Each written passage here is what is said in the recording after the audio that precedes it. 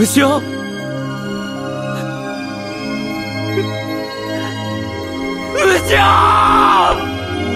The bond between a father and son within an anime can show fans what they should appreciate about their own parents. Sometimes anime can show exactly what a parent shouldn't be.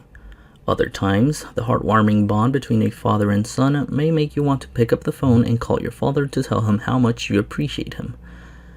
Either way, the emotion and character development in anime can often remind fans of important relationships in their own lives. Anime can make fans appreciate their parents. While parents should always guarantee that level of appreciation, there are some anime that certainly speed up the process. This is why I bring you the 7 best anime where the protagonist becomes a father. Usagi Drop.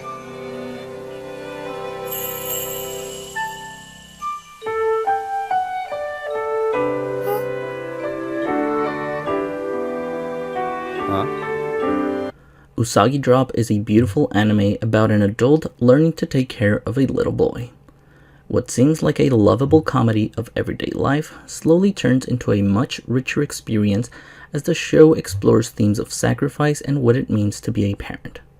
Daikichi, a 30-year-old salesman, goes home for his grandfather's funeral and learns that he had a 6-year-old daughter with an unknown woman. After hearing the family's plans to give Rin up for adoption, he rushes in and decides to take the girl home. The entertainment in this anime comes from Daikichi learning to deal with the sudden change in his life as Rin grows and develops. Trouble begins almost immediately when Daikichi forgets something as fundamental as enrolling Rin in a nursery school. The only change, having to make sure Rin gets to and from daycare, forces him to completely overhaul her morning routine and prevents him from putting the extra hours he also uses.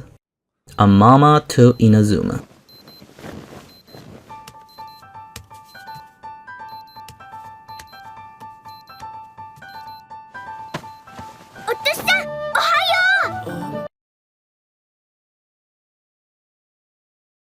Inuzuka Kosei is a single father with a 5-year-old daughter named Tsumugi.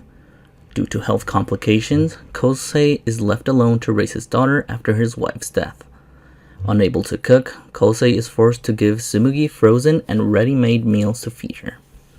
After going to see the cherry blossoms, the father-daughter duo meet a girl who consumes a full 3-layer bento under a lock of sakura named Ida Kotori. She gives them a business card and says that her family owns a restaurant and, after a series of events, creates a healthy friendship between the two families through food. Uchnoo kono tame.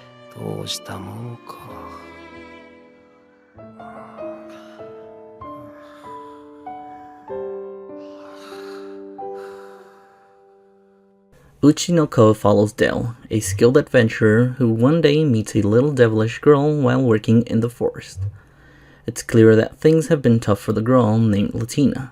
Her father and her companion has died and has left her alone. She is dressed in rags and has a broken horn, which for the demons is a sign of criminals. Dale, being the kind-hearted guy that he is, can't let her die, so he takes her home and ends up becoming her adoptive father. It's not long before Dale falls in love with being Latina's father, going through the trials and tribulations of raising a child, as well as constant heartbreak when her job tears them apart.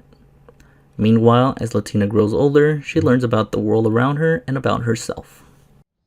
Kakushi Goto. お父さん。誰？君は誰だ? The plot of the series is based on how Goto tries to make sure that his daughter Hime lives and grows up without having to know about his dark work, that of being the author of a manga of dark comedy and sexual jokes.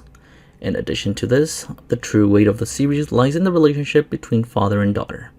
Goto is a single father, overprotective in a great way, who loves his daughter above all things. Hime, for her part, is a little girl, sweet and innocent, a bit clueless, but kind in her own way. That is why Goto tries to preserve that purity by trying to hide his profession from her.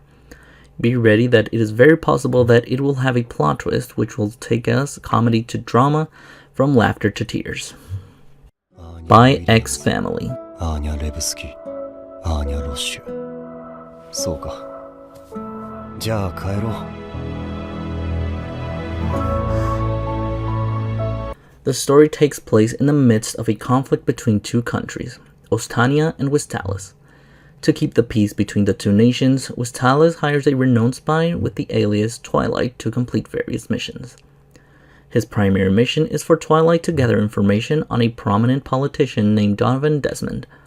The problem is that Donovan likes to keep to himself and rarely appears in public. However, Twilight receives word that Donovan has strong connections to a prestigious university called Eden Academy. This helps Twilight forge a new plan. Now called Operation Strix, Twilight dons a new alias called Lloyd Forger. He adopts a girl named Anya and marries a mysterious receptionist named Yor. Therefore, Lloyd must help Anya to excel at Eden Academy, and she will help him get closer to Donovan. Unfortunately, just like Lloyd, Anya and Yor also have individual secrets that they keep from him. Clannad After Story.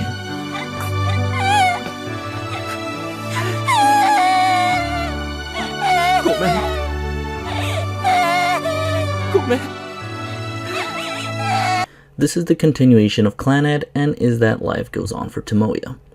It's been a few months since he confessed his love to Nagisa.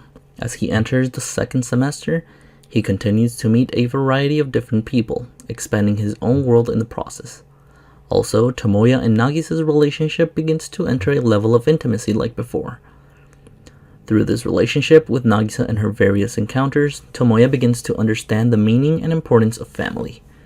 Unfortunately, when Tomoya and Nagisa form their own family together, they face many difficulties and challenges along the way. This sequel has a much more compelling plot than the original. Makia.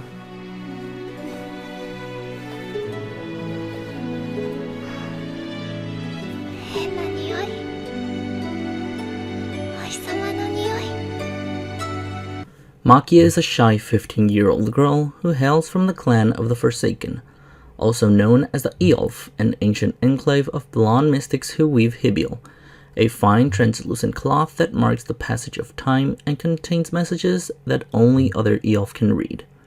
They are also cursed with extreme longevity, and Makia at 15 is as old as she looks.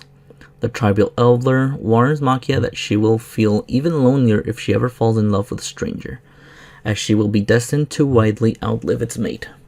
Normally, this would lead to a tragic love story, but when the settlement of Eolf is attacked by armored soldiers from the nearby kingdoms of Misarte, mounted on fierce flying dragons, and Makia accidentally ends up miles from home with no way back, it's not a romantic interest she finds, but a crying baby. Still clinging to his dead mother's arm, Makia decides to raise him, even though she is still a child, and she calls him Ariel. This is a movie with a story of motherhood, self-sacrifice, and forgiveness that is based on Ariel's strained relationship with her mother. She also makes you wonder what would happen if someone seemingly immortal had to raise a mortal and moral society.